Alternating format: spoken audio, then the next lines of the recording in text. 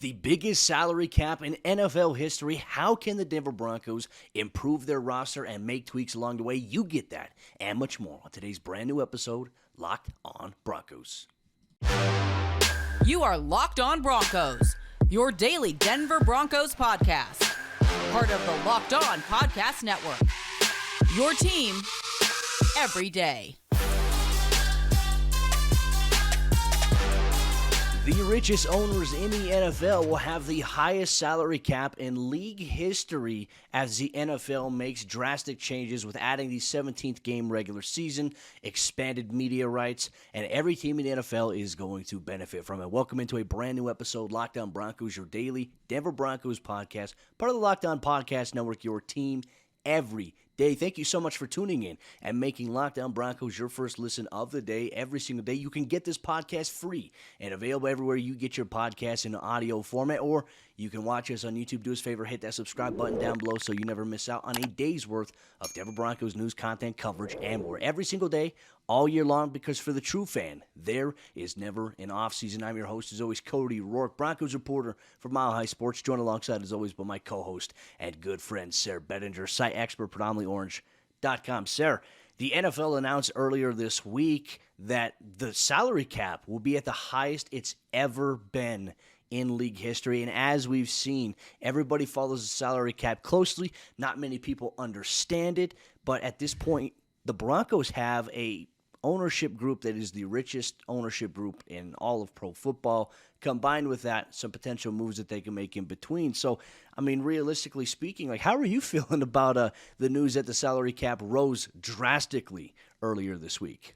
Well, I think it's great, Cody, and it's great to know that the Broncos are also in the top half of the league in terms of cap space. They've got over 12 million in cap space, which doesn't seem like a lot, right? I mean, especially compared to, like, the Chicago Bears have almost 100 million in cap space. But look, the NFL salary cap, I'm trying to think of an analogy here. It's kind of like, whose line is it anyway, right? It's like everything's made up and the points don't matter. The New Orleans Saints last year, remember, they moved around about $100 million in terms of the salary cap just by doing restructures, things like that. So you already have flexibility to be able to maneuver the cap as need be. But now you've got cash-rich owners, Cody, which is absolutely huge for the Denver Broncos because the salary cap has increased from $208.2 million now up to $224.8 million. It's the biggest, like you said, it's the biggest salary cap ever. I think it's going to be fascinating to see what this means for a lot of NFL teams, not just the Denver Broncos, but how to, contending teams that have just been given a $16 million boost in their salary cap. How does that, you could fit a lot of players under your salary cap for a year with $16 million in flexibility. It's going to be really interesting to see what the Broncos do, but there's a number of big name players. This is where I think the Broncos have an advantage. They have a number of players on their team that give them flexibility in terms of their current contracts, where they can go with those contracts, and what they might do with them. Well, and I think on top of that, too, because everybody's wondering, okay, well, where do the Broncos currently stand with this number? Obviously, we talk about rollover. That's already been applied. Denver will have just over $12 million in cap space, which is 13th right now in the NFL. So that's considered the top half of the NFL, which, knowing how George Paton, Rich Hurtado, how they operate, they are going to find ways to create even more flexibility, right? To the point of what you mentioned. Taking a look at some of the players on this team who have the biggest cap hit going into 2023. Obviously, Russell Wilson will have one at $22 million, considering he just signed a massive contract. And when you look at like $22 million in comparison to some of the other quarterbacks, the highest paid QBs in the league, it's not even up there, right? There's some other quarterbacks that have some really significant price hikes going. One thing I think we can mention is we have seen Patrick Mahomes restructure his contract as well. So is Russell Wilson going to be in line to potentially doing something along those lines? I wouldn't rule it out because they can realistically convert it into a signing bonus, and then it's just extra money at that point. On top of that, Justin Simmons, obviously an all-pro safety. Definitely, I think his numbers proved why he's one of the highest-paid safeties in the game. His cap hit will be at $18.15 million this year. Garett Bolles at $17.8 million, coming off of a pretty major injury. And then Randy Gregory at $16.1 million.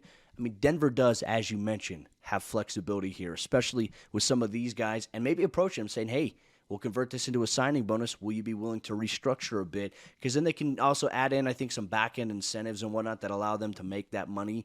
But I think ultimately, if it's what's best for the team and gives the Broncos a chance to go out there and make some moves, as we all know, there's plenty of moves for them to make to be able to contend and compete and get back on track, hopefully, to a playoff berth at some point.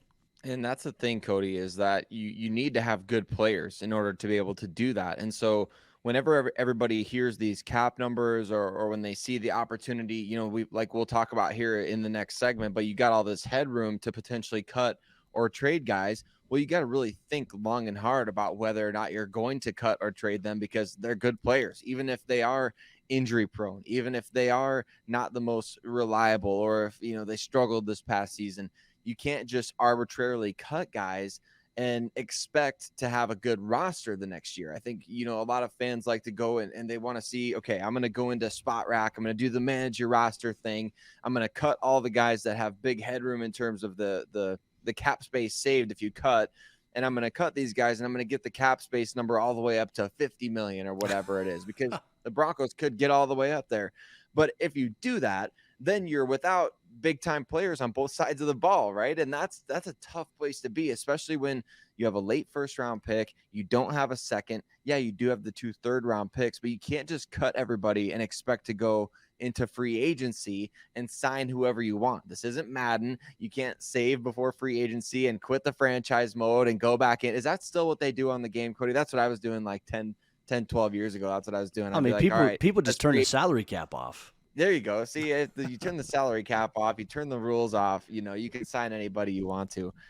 It was different back in the day. You had to work for those free agents there. But you know what? I think that's exactly where the Broncos need to really be thinkative on these big names a few of them that you just mentioned. A couple of those guys could be cut or trade candidates, and I think we're gonna talk a little bit about that. Now, so which players could the Broncos look at restructuring, cutting, or trading to save money going into the 2023 NFL season?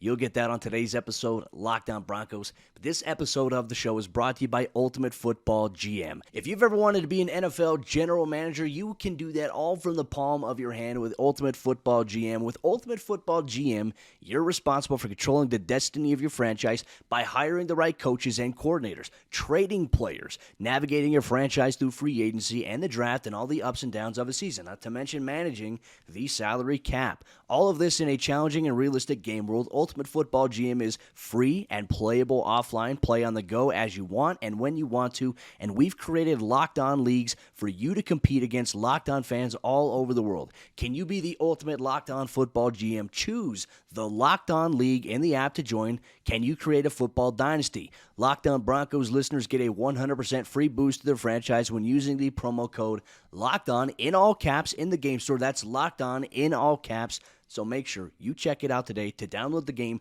just visit ultimate-gm.com or look it up on the app stores. That's ultimate-gm.com. Ultimate Football GM. Start your dynasty today. Which players could be potentially asked to restructure their contract in the offseason to help generate more cap space with free agency approaching on March 15th? Thank you so much, Broncos Country, for tuning in, making Locked On Broncos your first listen of the day every single day. You can get this podcast free and available everywhere you get your podcasts in audio format, or you can get this on YouTube as well. If you want to watch us, do us a favor, hit that subscribe or follow button if you have not done so already, so you never miss out on a day's worth of Denver Broncos news, content, coverage, and more. Sayre, we're talking about the brand new salary cap for the NFL this year, the increase of it, from $208 million to about $224 million. That is a drastic jump. We talked about some of the players who have some high cap hits in this season in particular coming up in 2023. Which players could the Broncos look to approach to say, hey, can you restructure this? Who could be potential trade candidates, or who could be cut candidates? Because as you mentioned, sometimes when you do cut players, you do save some money. Who are some players on that list that Broncos Country needs to keep their eye on? Well, I think let's look first and foremost at the guy who's got probably the greatest chance of being let go by the Broncos, Cody. I would say offensive lineman Glasgow. Remember, he restructured his deal last offseason to stay with the team. This offseason, he's got a $14 million cap hit, which the Broncos can save $11 million if they cut him. So that 11 million in savings, I think the Broncos will take that. That doubles their cap space essentially. That takes you from 12 million available to 23 million available. That's a pretty easy move when you're considering the fact that he's not going to be getting that 14 million. They won't let that 14 million count against the cap this year. But on the offensive line, Cody, I think we have another very interesting case, a very interesting situation with the Broncos starting left tackle, Garett Bolles. What are they going to do with him this year? What's the team's perception on him after the major injury, the season-ending injury? We don't know who the head coach is going to be, the offensive line coach. We don't know if that's going to ultimately matter of whether they keep Garett Bolles. What are your thoughts on Garett Bolles? Because I know we mentioned it in segment 1. He is one of the top 5 biggest cap hits on the team at 17.82 million. I mean, I think you have to approach and ask him to restructure, right? And look, and I think we can use Graham Glasgow as a perfect example in this situation. Every year since Graham has been a member of the Broncos, the general manager, the front office has asked him if he would be willing to restructure to stay on the team. And he's always been willing to say yes, right? And Graham himself has dealt with injuries throughout the course of his Broncos career. I would say, like, for a guy like Garett Bolles, obviously what happened last year in Week 5 against the Colts, that injury was a freak injury. It's not something you always see happen that often. And, yeah, there are some questions. Anytime a player gets hurt, which this is the unfortunate nature of the NFL, right? Because anytime a player gets hurt, everybody questions, are they going to be the same guy? Are they going to be the same guy that you paid and gave a contract extension to? Which, sometimes, is that a fair thing to ask? In the business side of things in the NFL, that is unfortunately what is asked. For Garett, I believe that the Broncos will approach him and ask him to restructure. The question is, will Garett do that? That is a question that I have no answer to. I imagine he would, but there's so much on the line. Garett has always seemed like a team player anyways. He's always willing to do what's best for the team. So, I think maybe they asked to restructure. I would be shocked if they cut him because right now, look, hey, the Broncos have no answer at right tackle. And certainly, without Garett Bolles there, they really have no answer at left tackle. So, I think that you approach him for a restructure. Now, there's some other guys as well, right? There's fan favorite. We talked about Justin Simmons also having a pretty high cap hit coming into this season. The last thing I'm ever going to do is say the Broncos are going to trade him. I think it would be stupid. I think it would be foolish if the Broncos were to ever consider trading away Justin Simmons. Now I get, if you're going to at some point do what you did with Von Miller, right? You're going to trade him to a team you know is going to win the Super Bowl at some point of his career, right? If the Broncos just simply can't win year in and year out and you want to do right by a guy, you do what, the Broncos did with Von Miller. Outside of that, I think Justin Simmons should be a lifer for the Broncos. And I think that you probably approach him and ask him to restructure. He may be willing to do that. Like I said, a lot of this stuff gets converted into a signing bonus. What's your thoughts on Justin Simmons? Well, Cody, I think he would have to demand a trade in order for anybody to get on board with the idea of moving him, right? I think that would have to be the case. If the Broncos just decided, hey, we're going to put him up, on the trade block, I think that would infuriate pretty much everybody. He's one of the key leaders on the team. I'd be pissed. Key guy in the community. Yeah, I wouldn't be happy. He's one of the only guys, Cody, who's been consistently productive, for the last 6 years. He's been a fixture, I would say. And not just that he's productive, but he's a great dude, obviously. He's great for the community. He's a leader and all these different things. He exemplifies everything that you want in a team captain. So he's that guy. And I think that if the Broncos did decide to trade him, they would have to be getting blown away by some offer, which I don't think that's going to be the case. I don't know that anybody's banging down their door to acquire his salary. They would save $8 million by cutting or trading Justin Simmons at this point. Again, is that $8 million in savings really worth it compared to the fallout of cutting or trading Justin Simmons, right? Or even restructuring him, Cody, kicking that can down the road when Russell Wilson's new contract kicks in 2024. Do you really want to do that with Justin Simmons? Do you want to kick that can down the road? Maybe they will a little bit, like you said. Maybe you just free up a little bit of space with a signing bonus or a workout bonus or something like that. The real question mark in the secondary to me is Ronald Darby. Where do you stand with Damari Mathis being a full-time starter going forward? If you believe he is a permanent starter opposite Pat Surtain, you've also got K'Wan Williams still under contract in 2023. Would you move on from Ronald Darby because your cap hit on him is let me just look at it really quick. 12.6 million. You save 9.6 million by cutting or trading him. He's coming off the ACL, a lot of injuries in his career. To me, I think he's kind of a no-brainer cutter trade candidate. Cody, I would wish the Broncos could trade him, but do you view him the same way? Do you think Damari Mathis is now the starter opposite Surtain? I mean, I think it would be hard to unseat a guy like Damari Mathis, who had such an impressive rookie season as a starter, right? And I really like Ronald Darby. 2023 will be the last year on his contract, correct? Mm-hmm. There's Yes. a possibility. I mean, there's also a possibility the team asks him to restructure this contract. But, you have to look at it. What does Denver need, especially in free agency? I think that we've also talked about this in like an early preview. We know that they need another cornerback. You need cornerback depth on the outside. Right now, it's just Pat Surtain, and it's also Damari Mathis. I mean, they had Darius Phillips last year. That wasn't pushing the needle for the Broncos in case one of those guys got hurt. Luckily enough, you have a guy like Damari Mathis who was able to step up when Ronald Darby went down. He was reliable, but if any of those two guys went down, I mean, who do you have? I know we saw a little bit of Lamar Jackson. We saw a little bit of Jaquan McMillan at the end of the season. But, I mean, are the Broncos willing to go that route versus having someone who's, an experienced veteran? And when healthy, I think Ronald Darby plays pretty well. This is a tough one. I wouldn't be shocked if they did cut him just to save money. But I think they'll ask him to restructure first. And if not, I think they would cut him. Yeah, and I think he would be able to land on his feet rather quickly, right? It sounds like Vic Fangio is going to be getting a job soon. And wherever that may be, whether it's San Francisco, whether it's Miami, wherever it ends up being. Look, Vic Fangio, he was on the staff when the Broncos signed Ronald Darby back in, what was that, 2019 at this point? Or 2019? 2020. Yeah. That's right. So regardless, Vic Fangio was there, and obviously they signed him to be a key piece of Fangio's defense. So I think, or was it 2021? It was the same year they got Surtain. It was a Kyle Fuller, and it was the last year that Fangio was there. So that's a trip down memory lane, Cody. The last 3-4 years, they just kind of blend together. They do. In terms of just what we've been going through as a franchise, I guess. So, but yes, Ronald Darby, to me, I think he would land on his feet quickly, even with the injury. He's probably going to be healthy at some point this offseason, although that does complicate matters, right? Cutting an injured player.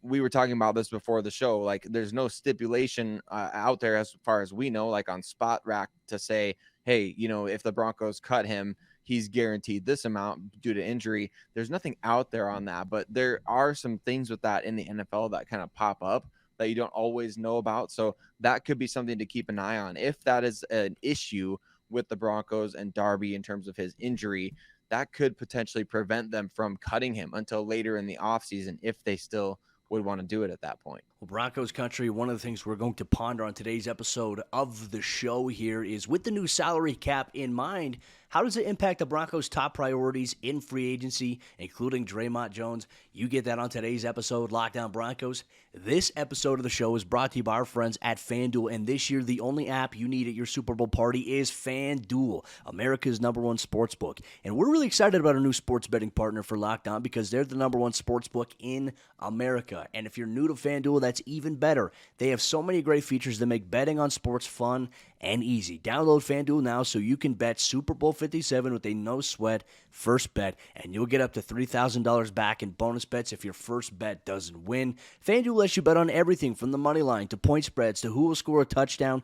The FanDuel Sportsbook app is safe, secure, and super easy to use, and best of all, you get paid your winnings instantly. So join FanDuel today at FanDuel.com/LockedOn to claim your no-sweat first bet on Super Bowl 57. That's FanDuel.com/LockedOn. Make every moment more with FanDuel, official sportsbook partner of the NFL, and our friends over there at Built Bar, the best tasting protein bar that is out there on the market. If you want to take a bite into something that contains 17 grams of protein, only 130 calories or less, covered in 100% milk chocolate, and completely healthy for you, Built Bar is the way to go. And what makes Built Bar so good? Like I mentioned, they're covered in 100% milk chocolate, but they also come in a variety of different amazing flavors, including churro, peanut butter brownie, and coconut almond. I'm not sure how Built Bar does it, but I tell you what, the one thing you can do to make the experience even better, I like to put it in the fridge for an hour. Sayre likes to put his Built Bar in the microwave for 10 seconds to make it a little bit more gooey and mushy.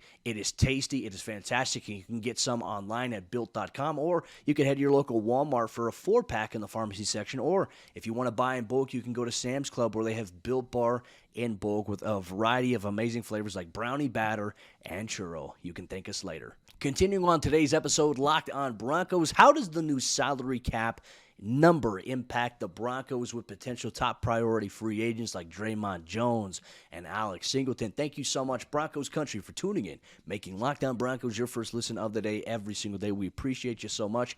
I mean, Sayre, let's dive into it. Now that the salary cap is officially set, the NFL also released out numbers for potential franchise tag designated candidates. And when you look at Denver's roster of unrestricted free agents, there's really only one guy that stands out as being franchise tag eligible that the Broncos would use it on, and that is, of course, Dre'Mont Jones, who we all know was a first-time starter, started 13 games this season for Denver. He missed 4 due to that final injury he had with his hip there, and in those 13 games, he was disruptive, he was dominant, he was good against the run, good at generating pressures, and he is the prime franchise tag candidate, but the hope is that the Broncos won't have to apply the franchise tag on them considering the new salary cap. What are your thoughts on this? And how might the franchise tag, if the Broncos apply it, how might that impact cost? It would be majorly impactful, Cody. Remember we mentioned earlier the Broncos could save $11 million if they would cut just Graham Glasgow. It would take them up to roughly $23 million in cap space. Well, if you then would go and franchise tag Dre'Mont Jones, that would suck up and wipe out all but about 3 or 4 million of that cap space. It's nearly 20 million. If he's considered defensive end, Cody, I guess I don't know what the NFL considers him to be. If he's defensive end, it's almost 20 million. Doesn't really matter though, because if he is defensive tackle, it's like 18.7 million. So the difference of a million, between friends, what is it? So I don't know exactly where the NFL is going to put him in terms of that category, but it certainly gives him a great starting point in terms of, hey, you may have to use this on me. This is going to be my average annual salary, which then potentially complicates matters in terms of, do the Broncos view Dre'Mont Jones as a $20 million a year investment on the defensive line? He's certainly played at a level, Cody, that I would say where the NFL is going with, the different things in terms of the salary cap increasing, kind of just the supply and demand, and Dre'Mont Jones being productive, being a player that, George Payton made an emphasis. Like he wants to keep guys that the team drafted. He wants to keep core guys around. We got to remember that. And so Dre'Mont Jones to me would be exhibit A of somebody who's grown extremely well in your system. I don't know. Remember when he made the comments late in the season, kind of just about like, I'm a Bronco right now and those type of things. Like, I guess I don't know where he stands, if he's going to try to wait to get to the open market. There's a lot there, Cody, with Dre'Mont Jones. It kind of feels like things are teetering towards either him hitting free agency, or I don't know. That's kind of what I read the situation as. What's your read on the Dre'Mont Jones situation? Well, I know when he gave those comments, it was fresh after the Bradley Chubb trade, right? And obviously Dre'Mont and Bradley Chubb were very close, and the thing that we talked about with him that he told us is he understands it's a business. As it stands right now, he's a Bronco right now. I think he wants to be in Denver. That's the thing. He's got a really great relationship with Marcus Dixon, who we hope returns on the coaching staff next year. A lot of these guys in that defensive line room, I mean, they're very, very close. And I think it would have to be, a situation where teams want to bring out the Brinks truck for a guy like Dre'Mont that I think would kind of lure him away from Denver potentially. But Dre'Mont, like I said, Dre'Mont's a great guy, great dude, great football player. I mean, he's all business all the time. And that's rare. You rarely see that with a lot of players. Like anytime you ask Dre'Mont, like you have a press conference with Dre'Mont, it's all about football. Like, the football side, the business side, he's 100% there with it. So he's got, I think he upholds that image really, really well. He's truly a hard worker. I think he's your epitome of a blue collar football player from that standpoint there. So for me, I think that they will try to work on something with Dre'Mont and his agent, obviously. But if they can't do that, I do believe he will be franchise tagged. And I don't know, I don't think he'd be a guy that would play on the tag. But I think that would, as we've seen with the Broncos in the past, especially, even with Justin Simmons, they've been able to work towards getting a contract done before I think it was that July 15th deadline where, the player will have to play on the franchise tag or they'll have to sit out the entire year. I mean, it's that thing you want to get into. I think Dre'Mont does remain in Denver here in 2023. Now, the next question is Alex Singleton. Another priority here, had a fantastic season for the Broncos at linebacker, special teams, has value, I think, long-term for this organization. I think he's kind of found his home a little bit here in Denver alongside Josie Jewell.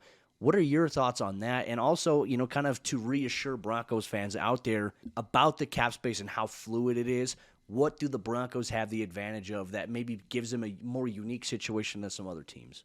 Well, I think what the Broncos have is they have that friendship, between those two guys, Alex Singleton and Josie Jewell, specifically speaking to his situation. The franchise tag, Cody, for linebackers is $20 million. There's no way Alex Singleton's getting franchise tagged, so nobody needs to even throw that out there. He'll probably get re-signed. I think regardless of the coaching staff, I think he'll re-sign with the Broncos, like a 2-year deal, something around the 12 to 14 million range, similar to Josie Jewell, based on his age, based on his productivity. And I think that shows great value to him. I feel like he's one of the top candidates to re-sign. Here's the thing, though, with the Denver Broncos that you mentioned that we need to all keep an eye on in terms of, well, the salary cap and the Broncos don't have cap space and this and that and the other. It's different than in years past where the Broncos could create a bunch of cap space and utilize that cap space, kind of like a Sudoku puzzle, right? You got to figure out where the right numbers go, and you got to make sure you have everything in order, all the squares. Well, this is different. Now you can really manipulate the salary cap because you have cash-rich ownership. And when you have cash-rich ownership, you can really manipulate the cap to the point that, like I said, whose line is it anyway? Everything's made up and the points don't matter, right? We see teams do this every year. We're always wondering, how did the Chiefs afford this guy? How did the Chiefs do this? And other teams too. There's plenty of other teams that do it. And not to say that, you can just sign whoever you want, whenever you want.